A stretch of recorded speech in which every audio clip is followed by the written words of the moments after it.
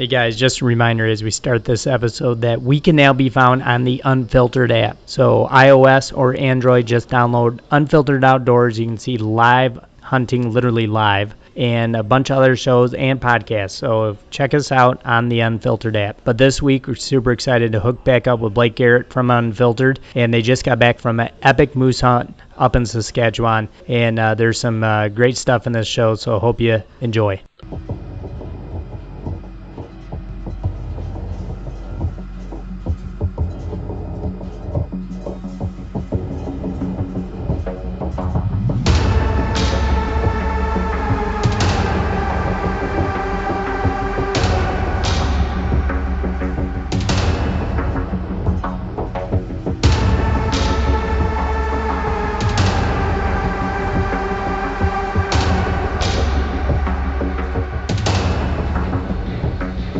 All right, guys, we're back.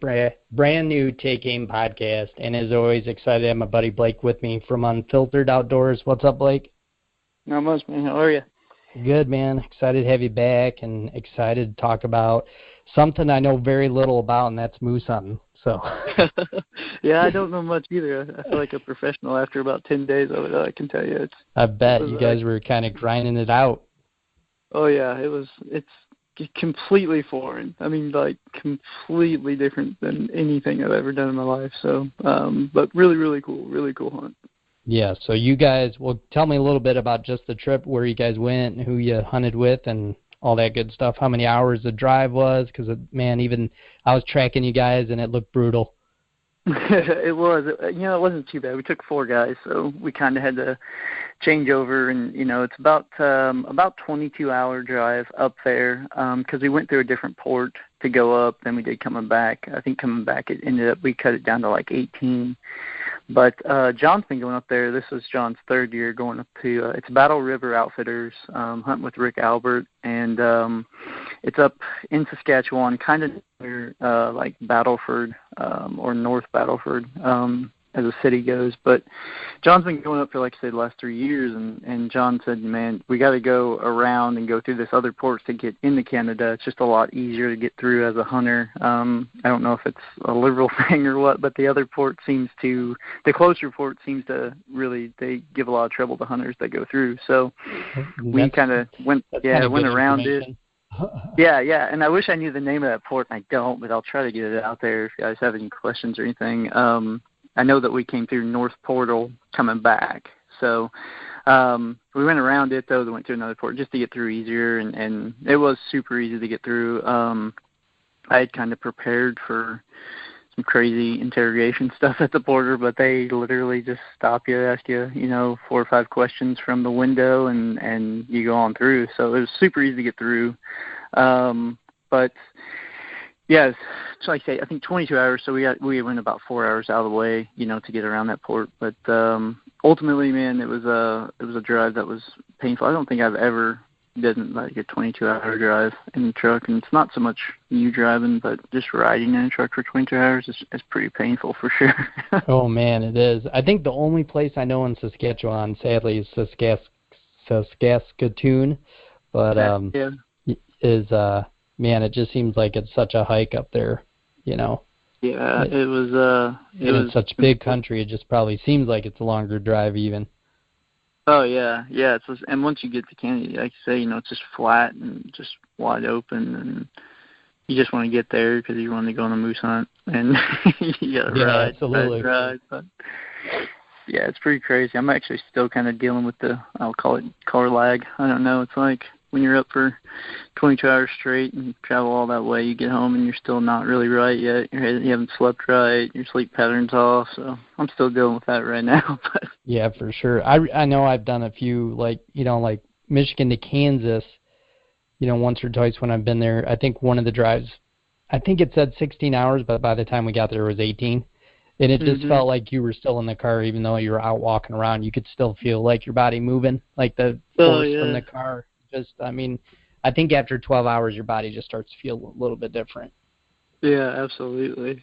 Yeah, it's completely not natural. But give me a little info on, I know you just said who you guys hunted with. Forgive me, I forgot the name already. But Battle River Outfitters. Battle River. So give me a little layout of what he had to offer as far as, did you guys hunt? I know a lot of places in Canada hunt a lot of province land or Royal Crown land. So what was some of that like? What did you guys do? Yeah, so it's actually on the Indian reservation there. So it's kind of nice because you can get a tag. You're guaranteed a tag. And it's a really, honestly, the hunt is a really, really cheap moose hunt. It is unbelievable. I think to go up and shoot a moose, you pay $4,800, and that covers your tag as well. So wow. you're in there. What we did was we actually stayed in a hotel, but they do have some campers and stuff there at their camp that you can stay in.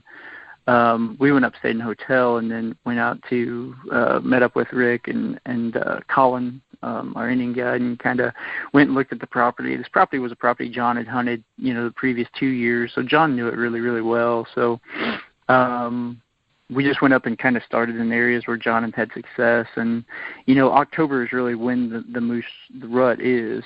And we had the cold weather to really help us. I think the warmest it ever got while we were up there is in the mid-30s, and every night it was down to low 20s.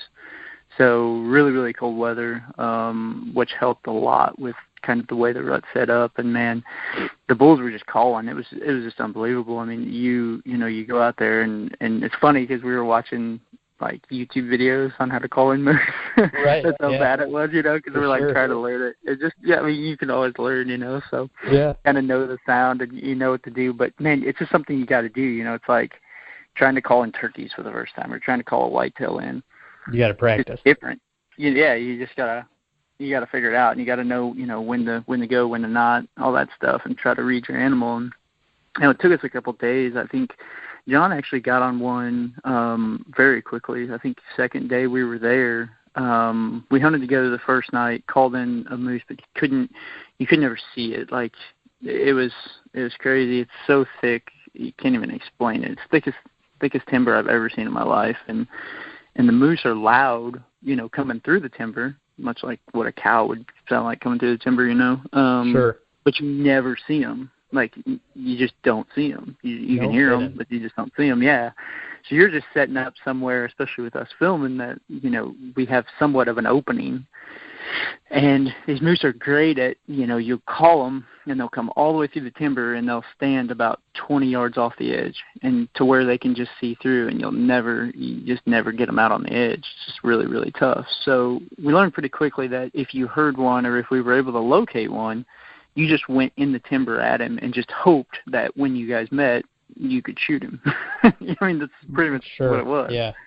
And it was nice because as long as you had the wind, you could make as much noise as you wanted to going through because you weren't going to be any louder than he was. So, and it didn't scare them. So, if you're going through and you're calling and you're breaking limbs and in the leaves and all that stuff, it actually puts some realism to your calling because he thinks that's another bull moose coming through the timber. Right. So it was, we figured that out quick, and John got in on a bull, I think the second night, and had a bow, and the moose came in at like 40 yards. John thought he had a lane, shot through it, and hit a limb, and the arrow went over his back. So that was a really cool encounter and kind of gave us some, some intel on what to do and how to handle them when they're coming in.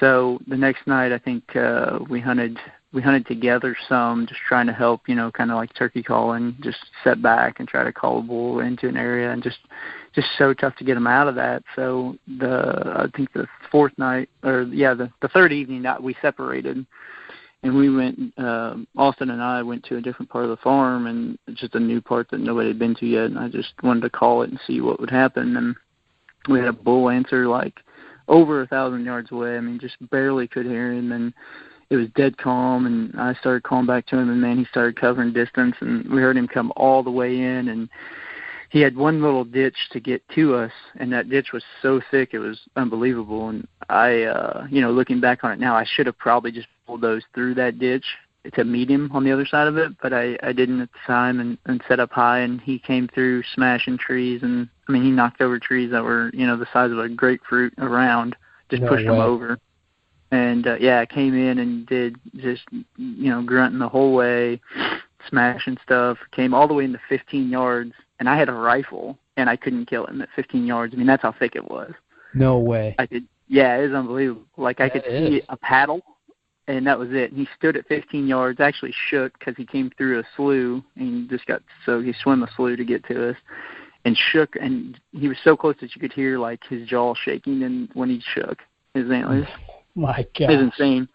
But the audio from the encounter is absolutely crazy. I put a little clip on my Instagram page the other day from somebody like him coming in and just grunting and stuff. But it was definitely like the first time I've ever been scared in the woods. Especially with a rifle in my hand. Right. Usually, is he gonna bust through this stuff and come right at me and run me down? Yeah, exactly. Or what? Yeah. Like not thinking, I knew if he knew we were humans, he wouldn't mess with us, but he just legitimately was upset and thought we were a bull. And I feel like, if I would have kept pushing him into that thick stuff, I think he would have just charged through it, to come at the bull. So we sat tight, and he kind of had a standoff with him, and then he stood around and started doing a roar, which I didn't even know moose did. It sounds like a bear roar, really. But he did that like 5 or 6 times, and it's a super, super cool audio. And then he starts smashing some stuff, and he kind of moves off. He never really knew what we were. He just thought he ran the bull off. So we went right back in there on him, that next morning and started calling, and then within 30 minutes, here he comes walking, and he actually came out in the open, walked down to us, and we got the best footage we could with what the situation we were in with him, and got him killed. And it had me hooked. I mean, that encounter that night before just had me freaking. I was shook on it. I was like, dude, this is something that I'm gonna do as long as I can. Like, it was so much fun. Wow, that's pretty wild. I meant to ask earlier, Blake. So give me a little info on like the Indian reservation. So is it a place that basically, do you have to get permits from the Indian reservation ahead of time, or is that all done with the outfitter that you're hunting with? It's all done with the outfitter, and you pick them up when you get into camp. Okay. And how big is this Indian reservation? It's huge, ginormous. That Rick has access to around 50,000 acres. Oh my goodness. To guide on, to outfit on, and then it's just packed up. The cool thing is, you can hunt like whitetail, you can hunt mule deer, you can hunt elk, and you can hunt moose, all in the same area, like all in the same farm, and all the tags are $300. No way. Yeah, so it's really, really cool. So like if you do end up killing a moose early, and you have room, or you want to donate the meat or whatever, you can go out and hunt elk if you want. And, the elk are on a different part of the farm, obviously. They're using the ag stuff, but they all stay in the thick stuff and then come out. Or you can go hunt mule deer, you can go hunt whitetail. So it's really, really a cool, almost combo hunt. I mean, we were going to combo out with elk and moose if we ended up getting our moose done early. And I ended up killing mine, on day 4, but John didn't kill his till day, I think, 6 or 7 or something like that. So it was definitely a few days later, I saw. Yeah, so we were kind of hanging around, trying to help him out with his. And honestly, I'm glad we didn't kill an elk, because we would have had zero room to get the meat back. It was the size. I knew a moose was big, but I just didn't comprehend the actual size. The actual size is unreal. Yeah, it below. I mean, when you got to move, it took us 2.5 hours to move mine 150 yards with an Argo and 5 guys. Oh my gosh! Yeah, that's insane. It blows your mind. It's not even fathomable how big they are. No, it's not. I got to kind of be up close to one last year when I was in camp in Alberta, and a guy from Maine flew in. For opening day of moose, they were done by 1 o'clock, and he shot an absolute tanker of a moose. I think it was, I want to say it was 48 inches, if I remember right. So, I mean, it was just shy of 50. But, I mean, like you're just saying, Blake, the actual size is something to be seen. Like, and I'll just say TV does it no justice. These things are ginormous. I mean, they're ginormous. They're ancient freaking dinosaurs almost. It's unreal. Right. They are so cool. Yeah, 7 foot tall and just freaking thick. It's just, I don't know. And hearts the size of 2 footballs or a soccer ball. Yeah, Yeah, hard to figure in my head. I mean, it is unbelievable. Like we take the heart out to keep it and eat it and all that, and I pull out and I'm like, oh my Lord, like it's a freaking 5-pound heart. Like it's just unreal how the sheer mass of them it's unbelievable. And I'm a guy who hunts mule deer and whitetails a ton, and you kill one of those and it's like, okay, yeah, we can drag him out with 5 guys out of anywhere. Right. And you weren't even, to roll this moose to get pictures, it took 5 of us just to roll him over one time. Like, it's unbelievable. Man, yeah. That's crazy. So now how does he do it or direct you guys? Do you guys get up early in the morning and hunt, or is it something where they only hunt moose midday to late in the evenings, or what's usually the hunting game plan? It's pretty much like whitetail hunting. I mean, you're up in the morning, you're early, you're there at daylight, essentially. The biggest thing is it's hard to hear a moose grunt. It's a little easier. I mean, you can hear them. If it's calm, you can hear one from over 1,000 yards away if it's dead calm. But if you get a little bit of wind or anything like that, it can be hard to hear them. They don't call real well as it gets lighter. It's almost like, like turkeys. Turkeys are a lot more vocal in the morning, and they're a lot more vocal at night when they go to bed. Like it's kind of like that. I mean, we were hunting. I think sunset was like 7:45 out there, and from 7 o'clock on, moose were everywhere. It was like the woods came on fire in the evenings. And in the mornings, they really were not calling very well. They weren't vocal. They would almost come in silent on you more than they would call back to you in the mornings. But I don't know why they were like that. It just seemed to lay out like that. Now the last day when John killed his, he said they were calling really, really well that morning, but we had a little bit more of a cold snap. I think it was in the teens and had a pretty heavy frost. I don't know if that had anything to do with it or not, but pretty much in the midday you would not hunt them. I mean, you could go try, but just to get a bull out of his bed to answer you and to come was pretty slim to none. Yeah, it's not as good a chance. So you were out early, usually we got back around noon, ate lunch, and then went back out about 5, and then hunted till dark. But now a lot of the mornings, Blake, were you guys kind of using that, because I've heard you mention it, like a higher vantage point, just doing the glassing and then trying to call if you couldn't hear them? No, really. I mean, we would try to get so there's areas, they're almost like what river bottoms are for us here, really thick patches of timber, but there's always like roads and there's little clearings and openings and stuff. So we would just try to get the wind on mornings and evenings both, really just try to get the wind and just move through it with the wind and call, every 300 yards or so. And I mean, 90% of our hunting time was stuck with us all standing there looking at each other, listening. Like, it's unbelievable. What, you know what I mean? Like, You're just listening for anything you can hear, like a stick break or a rack, brush across the branch, or, I mean, a lot of it is just being patient and just listening for that one grunt, or, because he may only grunt one time as he comes all the way in. But he's not going to be quiet coming in. I mean, if you can, like I say, the most descriptive thing I can think of is if you've ever been around cattle and you've heard cattle go through timber, you can hear them, or water, sure. You can hear it. Yeah, you can hear it. So you just got to sit there and just listen for that. And it's funny because I was going through some video last night of some clips of us hunting, and like 90% of them are us just standing there looking at each other, like trying to listen. Right.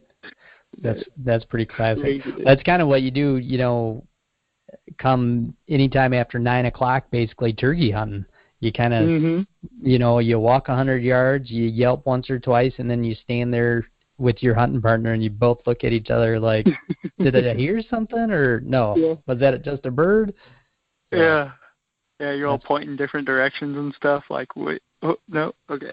Yeah, for sure. So your hunt, did you end up shooting yours in the evening? I shot mine in the morning. Actually, we killed both of them in the morning, which is really crazy. Yeah, the evenings were just so fast and furious. With once he answered you, you had like 20 minutes, and really you had about 10 minutes of good camera light. So it was so much easier in the morning to get on them because you had a little bit more time. You know what I mean? You had a little bit more time to play with, especially with filming. Right. In the evenings, it was a lot better hunting in the evening, it seemed like, for calling, but it was a lot more fast-paced, like you'd better, it's just like spotting and stalking mule deer. You're running against the clock. Exactly, yeah. I mean, you've got a certain amount of time that you've got to get this animal killed, so you had to be a lot more aggressive, and it just laid out to where, it was easier for us to get them both killed in the morning for some reason, which I wouldn't have, 3 days into it, I would have told you there was no chance we were going to kill one in the morning. The evening was way better, but right. Yeah, I think that the daylight factor really played a big factor in it, Yeah, for sure. Well, that's cool. So how did you end up hooking up with your bull? Was it just a calling sequence that you guys kind of called blindly and heard it, or? Yeah, I mean, we got right back in the area where we had the encounter with the bull the night before, and just called a couple times. I was pretty quiet with him. I wasn't near as aggressive, near as loud. I called probably, I probably did four or five grunts every 15, 20 minutes, just to try to get something to respond, which he never did grunt back to us at all. We stood up top, what it was is it's a field, and the field drops off into the marsh, and we went down the field into the marsh because I wanted to look at the bottom. I told you about the ditch that he came smashing through. I wanted to get on the other side of that ditch to see what that looked like. I had a feeling it was open because as he came in the night before, I couldn't ever hear him walking until he got to that ditch.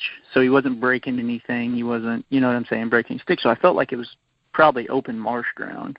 Right. But I didn't know. So I wanted to see it because I thought, man, if I can call him back in tomorrow or tonight, that evening, that I'd have a good setup on him to ambush him. And when we got down there, I just stopped and listened for a little bit, and I could hear like hooves in water. You could hear when you get your boot stuck in water and you pull it out, that suction noise. Yep. I could hear that, and it was a moose obviously walking, and I'm like, okay, hang on, there's something down here. Let's just call a little bit. So we called a little bit, and then I heard some raking. So then I answered back with raking and call a little bit more. And you could hear him walking around, but he never came out obviously into the clearing and never really grunted back, but he was going back and forth. And then he tried to swing us to get our wind, which is kind of rare. I don't know. I'd say it's rare. We called bulls every day, every morning and every evening. We'd call a bull in, and I would tell you that probably only 10% of them tried to get our wind. No Everything kidding. else, they just came straight on, where it really wasn't an issue. But this bull, I think with the clearing, I think he got to where he could see us and didn't see the moose and went back and then tried to circle us to get some wind to make sure we were what he thought we were. And he didn't realize that when he went to circle our wind, he got out in the open and kind of got up on a levee on us, and we caught him. And when we caught him, he was directly downwind of us. And he was just standing there, and you could tell he was kind of wind checking a little bit, trying to figure it out. But then he just put his head down and came right in like it was nobody's business. So it worked. Yeah, It was kind of crazy. That is crazy. So it ended up being, how far was your shot? About 100 yards. Man, how cool. Yeah. So you hit the moose, and then how far does he go? So we hit him, and we talked to Outfitter before, and he's like, "Don't stop shooting until the moose is down. Like, they're tanks; they can take some bullets. Just make sure you put them down. If you can still see him, keep shooting." So I shoot him once. He turns, spins, and runs about 15 yards and stops again. And he was behind some brush. I shot again. I think I hit a limb on him. I don't know, but I didn't hit him the second time. And he stayed standing there. So then I took a couple steps out, just into the open, and shot him a third time, which that one just smoked him, and he stood there and started kind of to wobble and then just fell right there. So he probably went 20 yards after the initial shot there. But he had fallen. He was on the other side of two sloughs, and which made it a bear to get him out of there. Yeah, for sure. I don't know. There's worse places to kill one out there, and I can't imagine what that would be like, because I thought we'd killed him in a pretty good spot to get him out, but I was sadly mistaken. It was still, still a lot of work. Yeah. Yeah. Oh yeah. Yeah, did you guys, I mean, for that Argo, you said to get him out, did you guys have to gut the animal there, or? We didn't. We actually kept him whole because we had to float him across okay. a flue with the Argo. That flue. So we didn't gut him till we got him all the way back out to the trailer, and then we gutted him up there, and it was just wild. Like, even to load the thing on a trailer is like, you got to jackknife the trailer, then put the Argo on the other side, then winch the moose up onto the trailer. It just blew my mind because it's the stuff that we're just used to just manhandling. You know what I mean? That's right. Grabbing, throwing in. Yeah. Muscle them up, so to speak, with a regular sized deer or even a big deer with a buddy. You can muscle them up, but impossible task with a moose, no doubt. Oh yeah, can't even move them. It's unreal. Yeah, I can't believe I can just kind of envision. For those that don't know, those Argos are like a utility vehicle that, what did they have, 8 wheels on them? I think so, yeah, 8 wheels. Yeah, 4 each side. So I can just see those things just spinning mud on you. Oh yeah, just flinging it probably. I posted a clip on Instagram that week, and it was like the Argo's sitting there, and all 8 tires are throwing mud and spinning, and it's not even moving. And you go to the moose, and the moose is not even moving. It was just, you have to get runs at it. I mean, you're running a machine like that and running a winch off the front of it to something to get the moose. Pull you. Yeah. Holy crap. It was crazy. The machine by itself wouldn't pull it until it got onto really, really solid ground. If there's any mud at all, it wouldn't even pull it without the winch on the opposite side, pulling away. So. Yeah, I thought your moose was a really good size. Is that typical for what they kill up there in Saskatchewan? Yeah, they're Canadian moose, so they're not like the big Yukon moose. They're going to be like, I think average is like 50 to 30 is probably a pretty good moose up there. I don't think they've killed much over 50. I could be wrong. But I know that like the day I killed my moose, they killed 10 other moose. And it was, the average size is probably, 30 to 50 is a good moose up there. For sure, And there's guys who just shoot meat bulls down there. It's just kind of what you want. John we were getting down to our last day, and he had a shot like what he thought was a meat bull, and it was he just wanted to meat. And he's like, dude, this is, his family eats off of it all year long. It's such good meat. And he's like, I don't care. I just want some meat.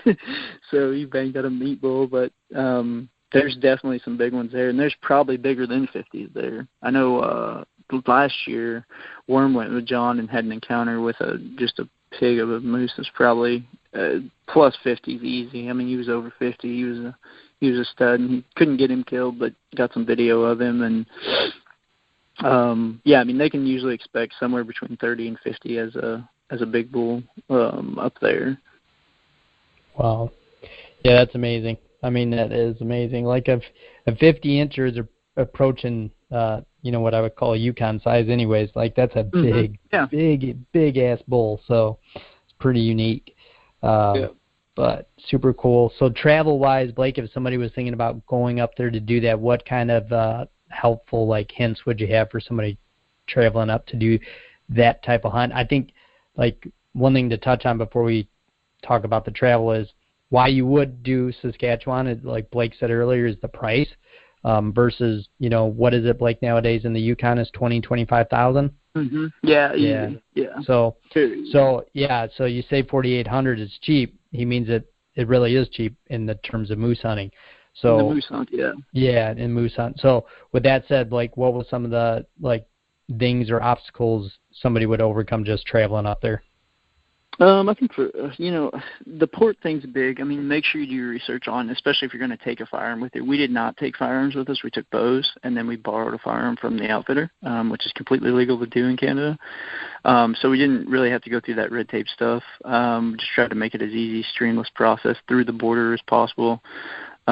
Make sure you look at what all the import stuff is for Canada. Make sure you're not, it seemed like if you took alcohol with you, you took tobacco with you, if you, obviously you don't want to take ammunition or things like that. I mean, those are things that they ask for a lot. Obviously, make sure your passport's up to date. Make sure you got a driver's license with you.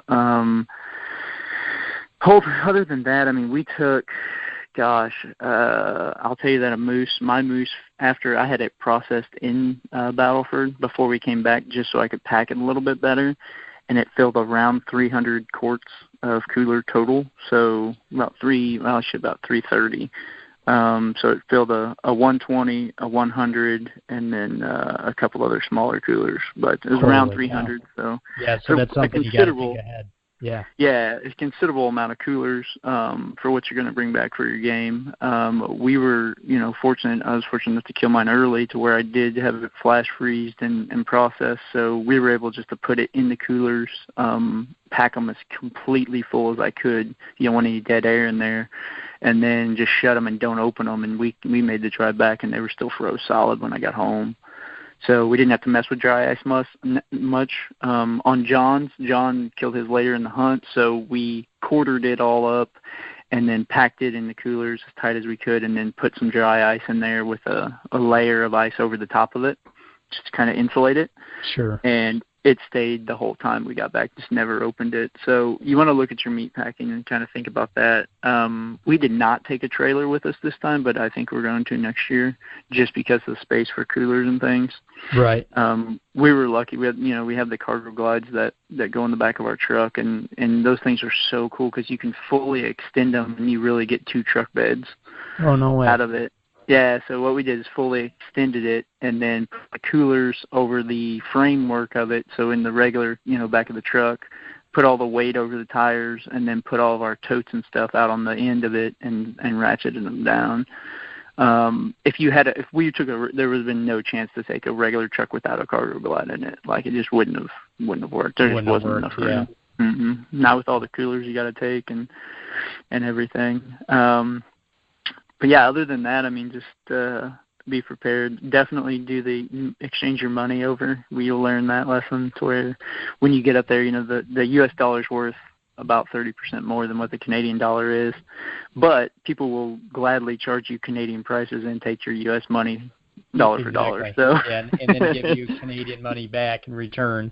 Exactly. Yeah. So another tip too, if you ever do go to Canada and there's a casino close, if the casino will do the exchange, they give you the highest exchange rate because they want you to keep the money there. You know what I'm saying? They want you to spend the money in the casino, but you can walk right back out. You don't have to do it there. So that was what we started doing because it was a great exchange rate, and we didn't even have to gamble or anything. We could just walk right back out the door. So right. No, those are all good travel tips for sure, and that's one of the stuff I think a lot of guys don't think about. Going anywhere. It's just some of the travel things, and that stuff you kind of learn as you go. So to talk about stuff like that's a huge help to people.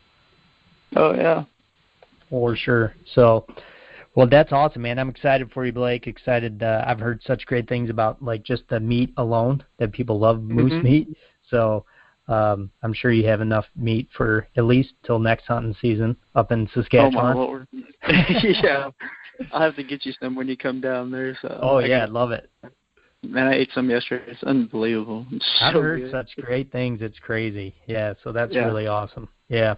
A lot of, I've heard up in Canada, probably the same as Saskatchewan, but in Alberta, I heard that the locals will pass on those deer tags just to shoot a moose or an elk, just based on the meat. And and that's why those two, Providence, they're not maybe known for the biggest moose or the biggest elk, is because guys are hunting them, high pressure, just for the meat because it's so damn good. Right. Yeah, I mean some of the Indian stuff, they don't even eat they'll grind their elk and not eat and eat the moose and steaks and stuff. They just won't. They're moose. Yeah, they're it beats elk all day long. Oh my gosh, how nuts! Yeah, I'm looking forward to getting some then. That was exciting. Yeah. Pretty crazy. For sure, man. Well, thanks for joining us today, and as always, Blake, let everybody know where you can be found.